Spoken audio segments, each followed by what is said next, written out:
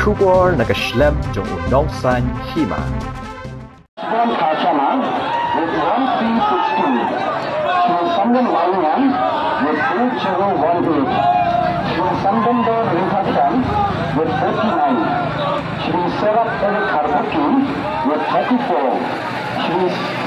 Kaba with 52. Synshar Kaba with 10833. And in the Manadura, that is Neta, was 212. That was the fourth round of counting of Samlin Assembly Constituency. Result na berkakaroon besar yang Samlin Constituency. Kedua itu dibuat jadi kandidat kalau kuniharon. Iba Osman Khachana, Ibai Lai Ibai Pran. Iba Samlin Mainyan, Pran Not Ibai Pran. Iba Samlin Do Rentapian, South Kendai. Iba Serat Erik Harbuki, Life South. Iba Steading Star Kaba, Sanhuar.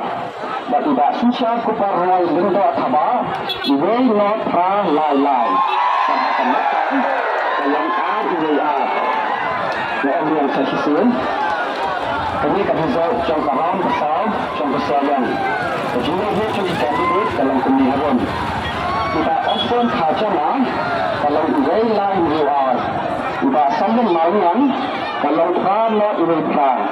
Iba Samlin Do Rentapian kalau South Kendai. Iba Serat Erik Harbuki kalau Life South. Iba Skating Star Kaba kalau Sanhuar. Iba Synshar Kuparoi Lindo Kaba kalau Ibai Not Pra Lai Lai. Para penonton